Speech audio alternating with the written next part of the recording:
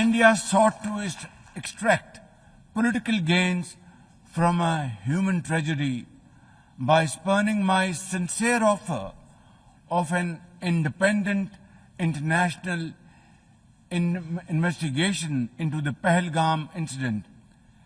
Instead, it attacked our cities and targeted our innocent civilians. When our territorial integrity and national security were violated, our response was in accordance with the right of self-defense under Article 51 of United Nations Charter. Our valiant armed forces, under the stellar leadership of Field Marshal Syed Munir, mounted an operation of stunning professionalism, bravery, and acumen. Repulsing the enemy's attack under Air Chief Marshal Zahir Babar Sidhu, our falcons took flight and etched their answer across the skies, resulting in 7 of the Indian jets turned to scrap and dust. A decisive response.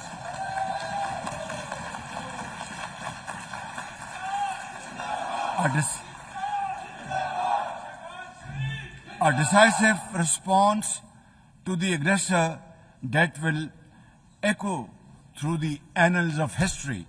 Challenge them and question them. And in Gaza, Israel's genocidal onslaught has unleashed unspeakable terror upon women and children in a manner we have not witnessed in annals of history. In blind pursuit of its nefarious goals, the Israeli leadership has unleashed a shameful campaign against the innocent Palestinians, which history will always remember as one of its darkest chapters. Madam President, Excellencies, ladies and gentlemen, Namaskar from the people of Bharat. We are gathered here 8 decades since the founding of this unique body. The UN Charter calls on us not just to prevent war, but to build peace, not just to defend rights, but to uphold the dignity of every human being.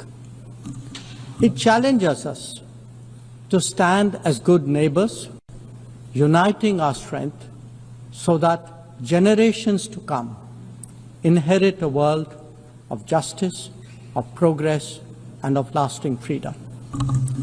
Madam President, forces unleashed by history since the founding of the UN propelled this body forward. As decolonization advanced, the world began to return to its natural diversity. The membership of the United Nations quadrupled, and the organization's role and remit grew significantly. In the era of globalization, its agenda evolved even further. Development goals took center stage, even as climate change emerged as a shared priority. Trade acquired greater prominence, while food and health access were recognized as essential to global well-being. Where security was concerned, the UN undertook peacekeeping operations and promoted disarmament discussions. As a result, the UN became a natural platform to debate key global issues.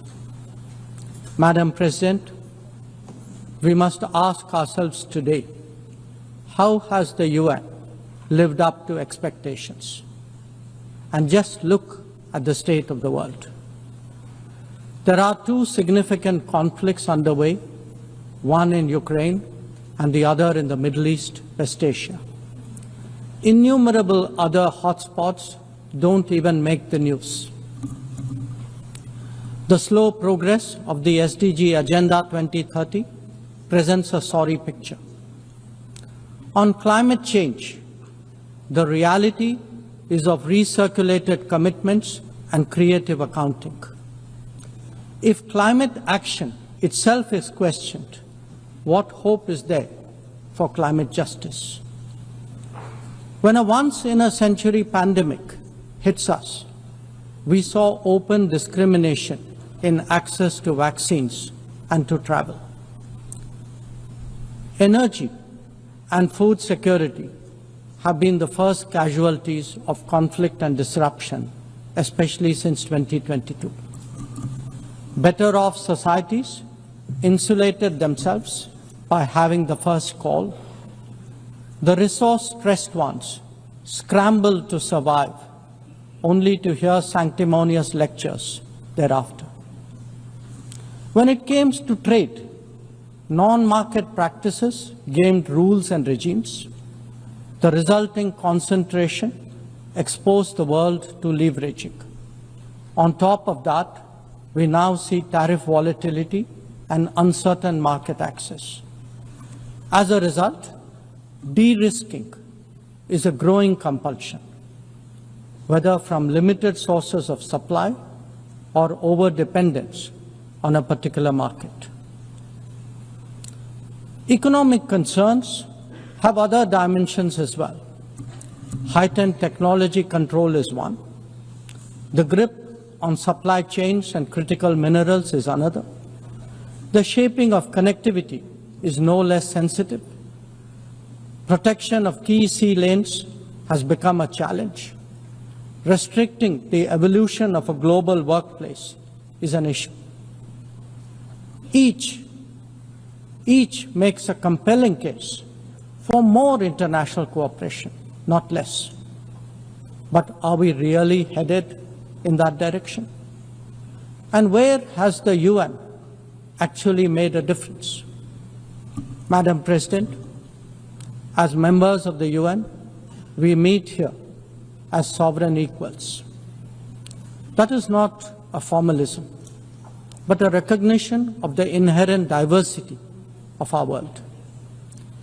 Understandably, we have different history, traditions, heritage, and culture. For them to coexist, for them to enrich each other, it is imperative that we foster understanding and respect. This will only happen when we resist political interference and economic pressures, when narratives are free of prejudice, when double standards are abjured, and when pluralism is truly appreciated. Madam President, Excellencies, while asserting our rights, we must also firmly face up to threats. Countering terrorism is a particular priority because it synthesizes bigotry, violence, intolerance, and fear. India has confronted this challenge since independence, having a neighbor that is an epicenter of global terrorism. For decades now, major international terrorist attacks are traced back to that one country. UN's designated lists of terrorists are replete with its nationals. The most recent example of cross-border barbarism was the murder of innocent tourists in Pahalgam in April this year. India exercised its right to defend its people against terrorism and brought its organizers and perpetrators to justice. Because terrorism is a shared threat, Madam President, it is essential that there is much deeper international cooperation.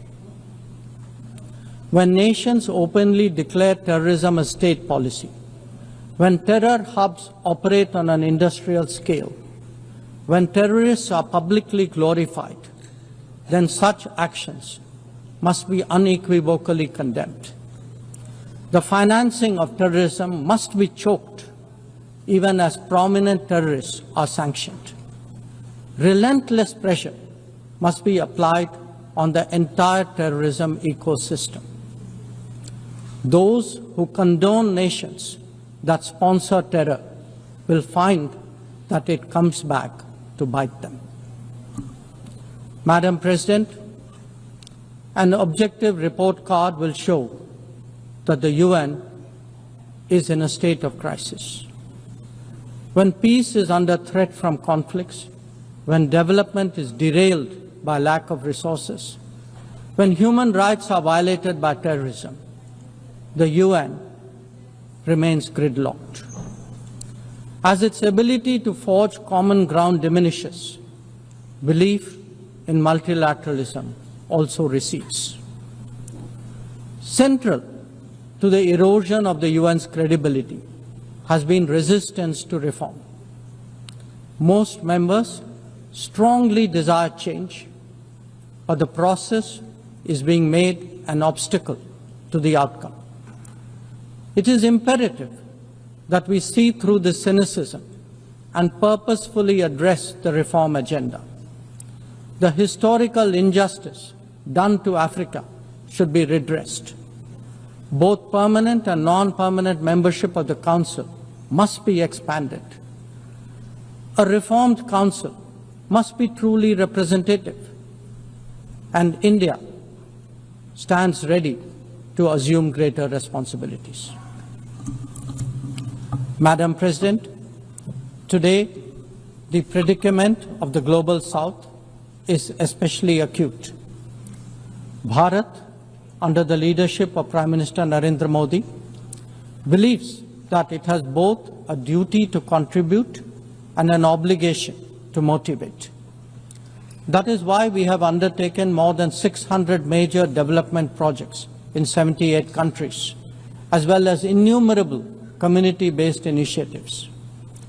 They range from large infrastructure to small livelihoods, from capacity building to people's welfare, from concrete assets to education and training. Turbulent times require that we step forward during moments of crisis. India has been forthcoming in that regard, especially in its immediate vicinity. Whether it is finance, food, fertilizer, or fuel, we have responded to the urgent requirements of our neighbors. Madam President, climate events and conflicts have created a demand for HADR assistance. Reflecting our growing capabilities, Bharat has endeavored to be a first responder. Be it essential medicines or relief supplies, the operations of a field hospital or limb fitment camps, these efforts covered 19 nations last year. The people of Afghanistan and those of Myanmar saw India extend its hand during recent earthquakes. Our efforts at ensuring safe commerce, combating piracy, and preventing attacks on shipping in the Northern Arabian Sea also bear mention. And the Indian tradition of UN peacekeeping operations continues in the Democratic Republic of Congo, in Western Sahara, Central African Republic, Golan Heights, Cyprus, Lebanon, Abyei, South Sudan, and Somalia.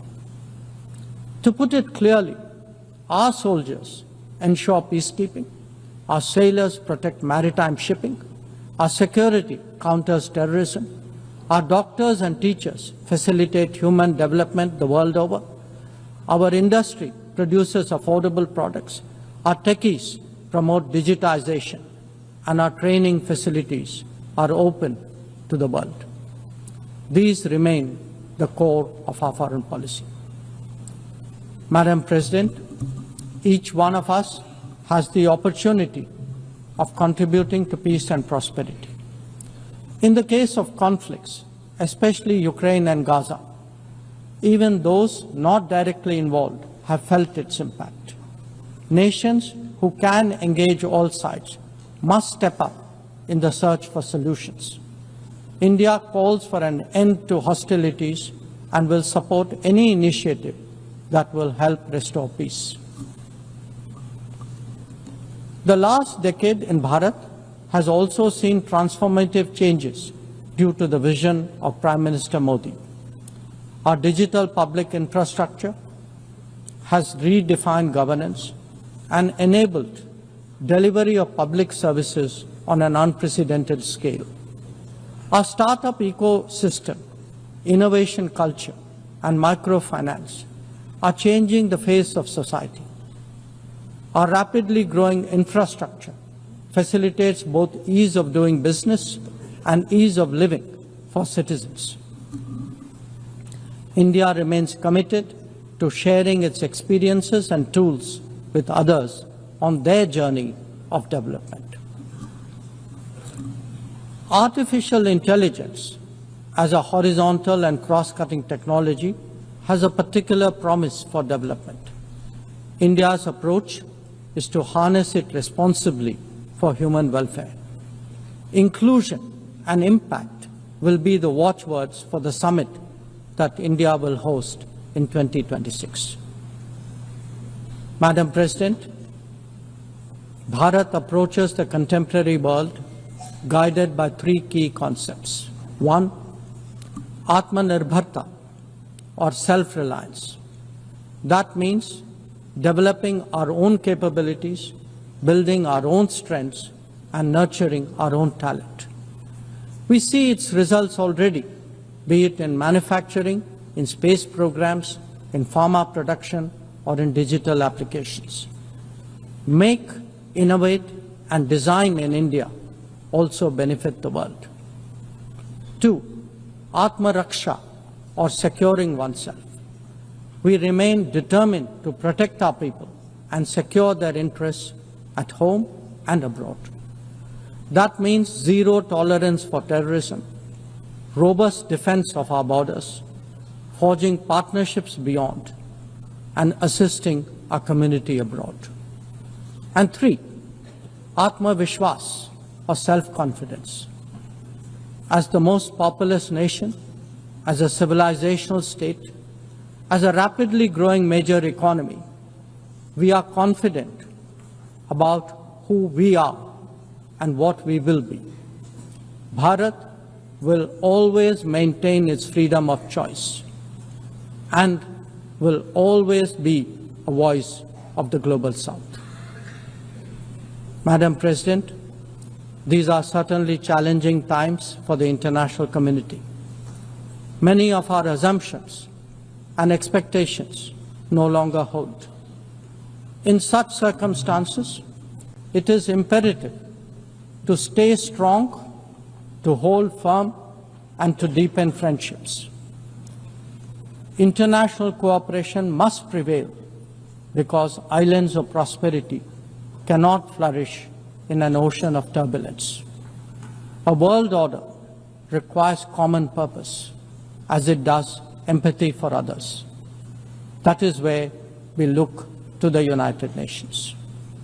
Madam President, every member who can make this world a better place must have the opportunity to do their utmost. And for that to happen, reformed multilateralism is the obvious way. The 9th decade of the UN must be one of leadership and hope.